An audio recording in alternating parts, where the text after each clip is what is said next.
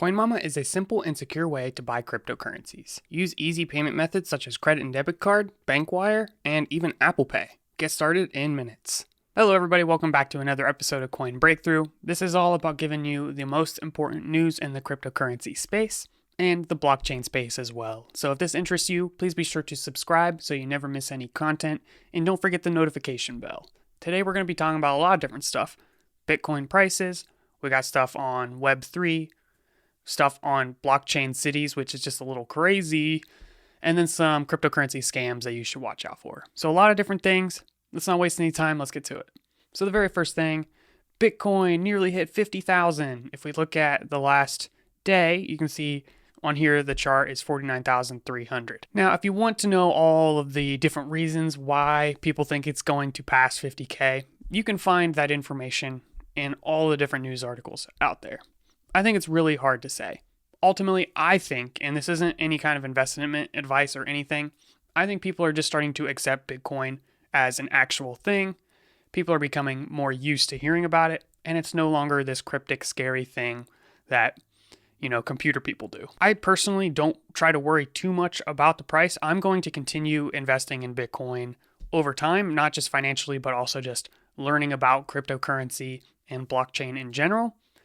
So, because I think if it does go down in price, I think ultimately the value is going to continue to go up, and that in the future, the price will pass 49,000 again. I obviously don't know for sure, but it just seems that's the way things are going. And you always see articles about the price. Will Bitcoin break 50K soon? Or talking about all-time high prices. Bitcoin reaches its all-time high. And you see this for other coins as well. For example, Litecoin hits 3-year high as prices surge. And this is just all across the market. All of the cryptocurrencies, not every single one, but a significant number of cryptocurrencies are reaching their all-time high as the cryptocurrency space continues to grow. So a lot of these articles are figuring out how can we say the same thing in as many ways as possible. Bitcoin reaching its all-time high, Litecoin reaching its all-time high, even stuff about cryptocurrency mining. Bitcoin miners posted 354 million in revenue, breaking record from 2017. Well, this makes sense because the same number of Bitcoins come into existence, but the price of Bitcoin has gone up significantly. So it makes sense that they have earned the most money yet. So don't overemphasize these price articles. They're not always going to add extra value. I saw this one here, for example, Bitcoin hits a record high of nearly 50K as major firms flock to crypto. And look at all these key points. I mean, it looks like he put a solid effort into this, maybe 17 seconds even. And, I was getting stressed because I was trying to write articles for my website based on these videos, and I couldn't keep up. And I'm trying to write like 500, 1,000 words. Maybe I just need to make like 3 bullet points and call it a day. I think this is all much more than Bitcoin, though. That's what gets the news. But the reality is the move to distributed computing and decentralization. So we can read articles about Web3 and the tokenization of everything that we know. So what is currently a server client environment is now being built as a decentralized environment. So we're not relying on, Facebook servers or YouTube. And this is significantly better in terms of, being able to create the content you want and not relying on individual entities. So this is going to contribute to prevention of censorship. It's going to contribute to the prevention of concentration of power and so forth. And a lot of what we know is being tokenized. So I've seen stuff like art is being tokenized. So you can invest in high value art through tokens. Just some crazy stuff.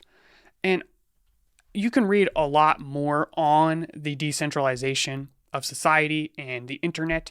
And for example, here's this book, Token Economy. If you really want to know more about it, a book like this would be cool just to get up to speed on the token economy. It's not exactly what I would call leisure reading. Probably not going to read that for fun, but some of you might be interested. And related to this, I got this new book that I'm going to be reading for fun. It's called The Token Economy, and I haven't read anything of it yet, but I think this is actually going to be pretty interesting. I was kind of just teasing. I think this seems like a really valuable book, and partly because it's a technical book. So, it's not exactly the greatest fiction story or anything like that. But there's very little code. There's just diagrams and words. And as someone coming from computer science, I really just get sick of looking at code sometimes. I know it's hard to say that, and I'm going to be called out as not a real programmer. But I want a book that I can read before bed, and I don't need to type out examples or do anything like that. I just want to learn some of the concepts. So I think this is going to be a really good book to read through. But if we really want to know what Web3 is, well, I figured it out. It is a package on NPM. Simple as that. Just kidding. Node Package Manager, this is just a software solution to bring in packages into the code you're writing. This one is specifically for web3.js. And this is the Ethereum JavaScript API. So just a little bit of fun info there. What I'm really concerned about though is, this whole decentralization stuff is great. We don't want those big tech companies controlling everything. But what about the internet? What happens if the internet goes out or electricity goes out? For example, power outages in Texas is a thing right now. The number of power outages for Texas is now at 1.7 million. And you can see a map here. It's just a lot. And obviously, stuff like cryptocurrency is not going to work if this happens. So I was reading this article. This is just insane. Blockchain firm aims to build crypto city in Nevada desert. All right, so this is a company, Blockchains LLC, and they want to build a smart city. The concept of a smart city is pretty interesting. Like, what if we could build a city where everything is tokenized? That is what this is talking about. Blockchain CEO Jeffrey said he had asked the state of Nevada to let him form a local government on the 67,000 acres the firm owns in Story County. If his petition is successful, the blockchain firm would be allowed to operate as an innovation zone where a company would be able to impose taxes and create courts. In addition to incorporating digital currency payments for goods and services and maintaining records on the blockchain. Like, I don't know if it's just me, but this is, one, pretty cool, and two, kind of terrifying. And that's all I got, just 1 and 2. But this is just crazy. So the whole idea here is building a city that is blockchain first. So 170 million on this property. He hopes to build 15,000 homes in the crypto city within 75 years. So this is like a new city built on blockchain technology. I mean, you get paid in cryptocurrency. You buy everything in cryptocurrency. Everything you do is probably tracked on some blockchain. I don't know how it makes me feel, but it's definitely different and probably where things are going to continue to go over time. It doesn't go into a lot of detail on what exactly a blockchain city is and how it's different than other cities besides just payments and cryptocurrency, which isn't that crazy because you can do that anywhere. So looking more on the website, first off, they got this really cool animation, which, I mean, I don't even know why you would build cities when you could build animations on web pages. Like, that's cool. But besides that, they talk about all of their different approaches, basically identity management. So everything about you is associated with you instead of these other companies. So your records at hospitals are no longer associated with that hospital's database system. It's associated with your identity on maybe some blockchain, and then you can give out those records to whoever you want. Blockchain technology for decentralized digital identities is paving the way for an important paradigm shift centered around control of your digital identity. You can be in control of your personal data, who has access to what parts of it, and under what conditions. This all sounds great. You are in control of that data.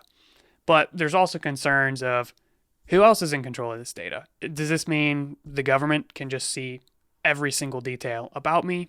I don't exactly know the full picture of this. But am I going to learn more? No, I ain't got time for that.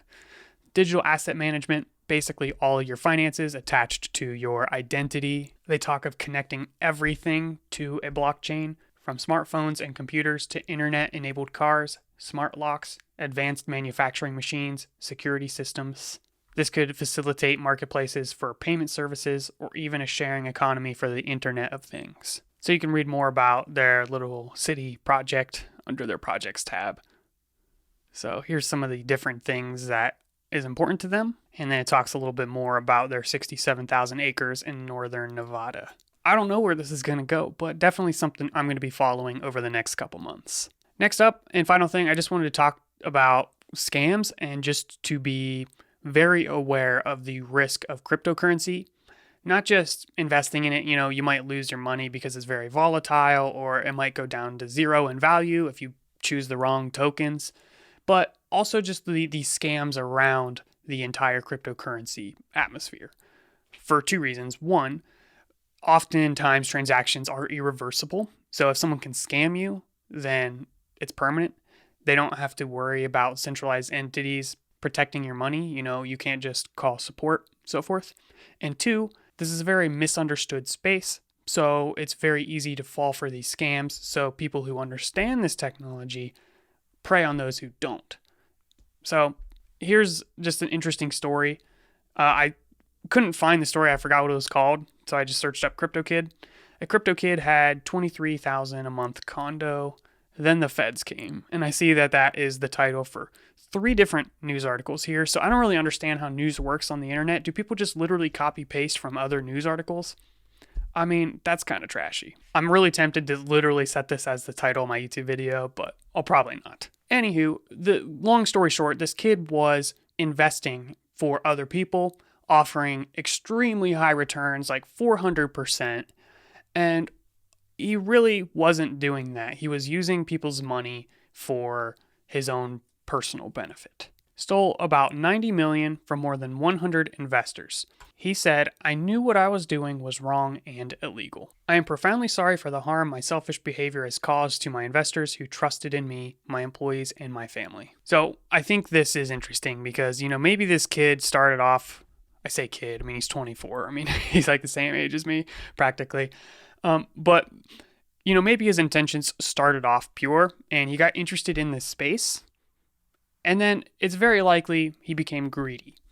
And not just him, but also these investors. Maybe they became greedy, seeking returns that were astronomically higher than any other investment firm. And to me, that would throw red flags. So lesson learned, don't become greedy. Don't fall for these insane returns on your investment. Yes, there are ways to get high return on your investment. That's true.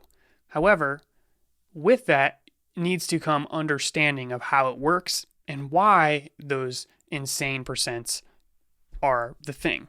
Just giving $1 million to some kid to invest for you is stupid, and ultimately it's the investor's fault. So that's one way you can lose money in the cryptocurrency space, falling for some scam or seeking unrealistic returns and losing your money. Another way is that a lot of these blockchains and cryptocurrency technologies are still beta. Even if they've officially launched and they're being used, this is all very experimental and very new. So stuff like this happens all the time where $37 million was stolen. This was from something known as a flash loan attack. I read that and I was like, I don't know what that is. But then I remembered, hey, I saw something about flash loans in this book right here. I don't remember where, but it's in there. So I'm going to continue studying up on that, but just be really, really careful with your cryptocurrency and understand this is an experimental space. So maybe don't sell your house and cash out your entire retirement to invest in some crazy new thing, because there's a really high chance if you go into this with a gambling mindset, you're going to lose. So that's all I have for this video. Please be sure to subscribe if you found this interesting. What is something that you heard in this video that was surprising and that you would like to see more of? Thank you for watching, and please be sure to subscribe.